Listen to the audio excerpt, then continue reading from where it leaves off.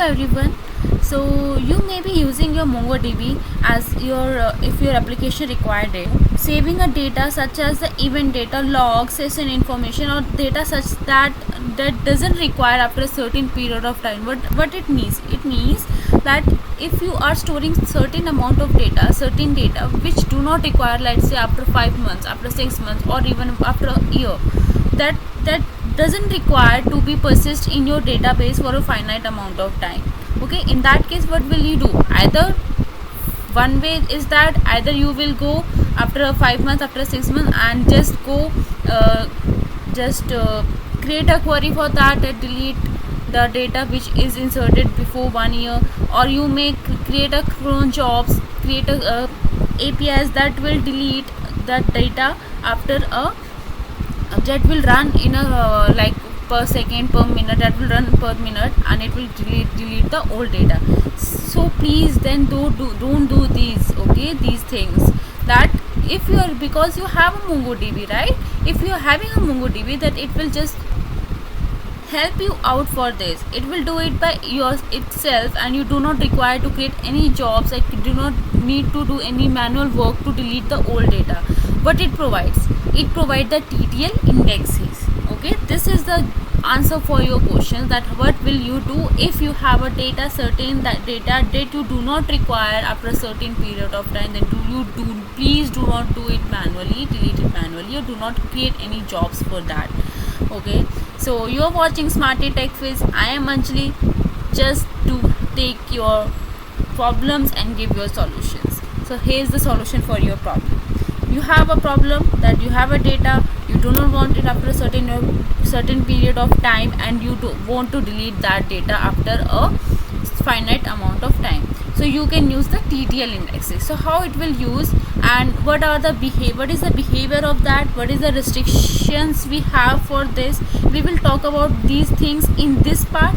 And for the implementation part, as we have two ways to implement it, so for implementing these indexes we will see it in the next part. If you want directly in the implementation, you can skip to the next part. I will upload it soon. Then if you want to go in the deeper restrictions and behavior, obviously if you are working on the indexing, you must know its restrictions and behavior, how it works, because if you are not go in the detail with that, it may not work actually how you want. So let's see one by one. Firstly, it is just for the data expiration, useful for certain types of information like machine generated event data, logs, that I said already, that if you have a data which is don't required for you, how you will create it? Just you need to use the create index command, and there is a for the providing this key. How it will work, we will see in the next part. Okay, so what is the behavior we have? We have a different restrictions and behavior for that. For let's say if you have a data, if you want to create an index, it will work same like the other indexes we created. If you want to query on the TTL indexes, it will same work as the known TTL indexes that we have, a sparse index, unique index, primary index. We have a multiple indexes in our MongoDB. It will work same like that, but one thing it is doing one more thing, that it will delete the old data. Okay, so if you want to query on these things, it will work as same as the known TTL indexes. First thing is that. Second is that, let's say if the field, let's say if you have, I can show you the example here.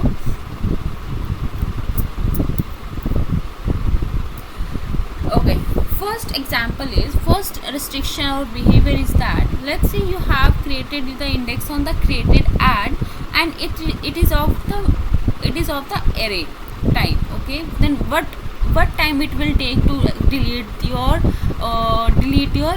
document? Because as if I create an index on created add, it will take the time, and see the seconds difference you have given it, how after what time you need to delete that document. Okay, you have provided that time, and in that case you have multiple time in this array. So what will it do? It will take the earliest data. That means it will take the less which is created earlier, which is created firstly. Okay, you can see the 1239 and the 1240. it will delete the data as per 1239, not per the 1240. Because if we, let's say we have provided that after insertion of document I want to delete data after 1 minute, let's say as minimum as 1 minute, so it will delete the data at 12:40:51, not at the 12:41:0, because it will take the first data inserted, first earliest data that is present in that indexed value. Okay, next is the behavior we have. Let's say if you have created a index and created at as earlier we have said, then if it is of the string type, it is of the string type, it is of the number type, it is of the long type, it will not work. Okay, it will not getting into its context, because it will not take it as a just as an expiration date. It will not take it as, because it is as a string and it doesn't know that what is that string means, because it doesn't specify the date type. It should be our date type. Okay, now next thing, let's say it is given here that, okay, if the field is in array, let's say you have a field and it is in the in this type, like say I have created a index is created at, but it is in the array, that is in the nested document, metadata dot created at, metadata dot created at. You can see that. Okay, it will also take the value of for the expiration is the earliest data. Okay, you can see the documentation here. It is saying that if the field is in array and there are multiple data values in the index, MongoDB uses the lowest, that is the earliest data value in the array to calculate the expiration threshold. So it will calculate the threshold as per the lowest date. The lowest date we have is 12:30, not the 12:32. So it will delete the document as per the date given in this value. Okay, not the this one, because it will be the 12:32 and lowest value is 12:30, not the 12:32. So this is the third thing which you need to take care of. Next, so we talked about the data index in nested document, nested array. We talked about the index with the string value. String value we have, yes, for the string value we talked about this, and we talked about that if it is in the array type. Okay, now next thing I need to just mention you, it will not it is not mentioned in the document. Let's say you inserted a document, let's say 639, it is here, and we have created an index for the deleting a document after every 1 minute. Okay, if I inserted it is a 639 and I inserted a document which is let's say having a time of 6:30, which is actually passed earlier, not will not come in future, then what will it does, it will delete that document too. If you can see the example, I will if I can show you here, I will show in the next part too. Don't be just confused with that. I will show you all the implementation in the next part too. Okay, so I just wanted to mention you that if the time is already passed and you have inserted the document with the old date, it will delete that document too. Okay, so that will be the behavior of it. Now next thing is fifth part you need to take care of is, if the document does not contain the index field, it will not expire, it will not get delete. Okay, because it doesn't know that at what time it should be deleted, because the index field is not present at all. Now for the delete operation we have the restrictions as, let's say, not the restriction behavior, it as like it actually what does the MongoDB does, it automatically used to run every 60 seconds. A background batch is getting on and it is run every 60 seconds to see what document it need to be deleted. Okay, then after every 60 seconds it calculate the time, it delete the documents which are expired.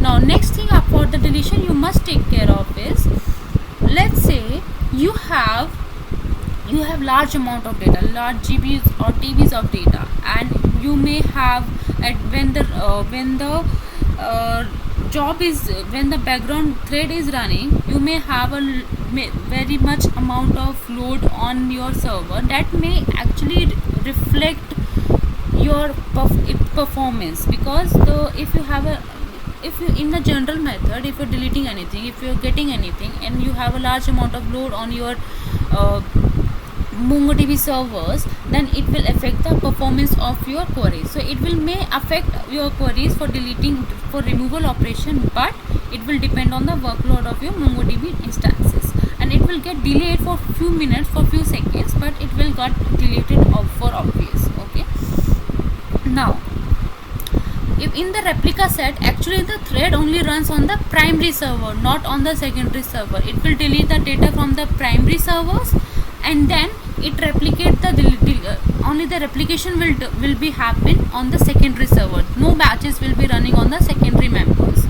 Next, but we, as I said earlier, support for queries we have. For the support of queries, it will work same as the non-TTL indexes, as the indexes work for the other type of indexes. For now, next is the restriction part. For the restriction, the few things which you need to care. If your collection is a caped collection is something like fixed amount of storage you define for any collection. It will work as a caped collection. It will not, so the TTL index will not work on the caped collection. Next, the underscore ID field does not support the TTL indexes, so you cannot create the underscore ID as a TTL index. Next is compound indexes are also will not work on that. If you create a compound index, it will just ignore the this key, as we mentioned this key as a expire after second. At after how many seconds we need to expire it. This is not it will not be recognized by the index creation operation, because if you are using the compound indexes. Next, let's say if you want to create which index is already created on let's say if index is already created on log event. Just giving you the example, it is not of the date type, it is of the number type, but let's say it is of the date type, and it is index is already created on log event. You want to convert it into the TTL index. You could not modify it. Okay, you can either use the call mode command, or best way is to just drop the index and just create the new index, recreate the index. Okay, as I said that for if the index is already created on some other key, then you must need to drop the index first and recreate it and using the expire after second option. Next is, if you cannot use the, if the index is already existing on the what I wanted to say is created LLC created at index is already created. Let's say sparse index is already created on the created add key field. You could not create the other index with the second index type as the TTL index. For this too, you must drop the index first and then recreate it.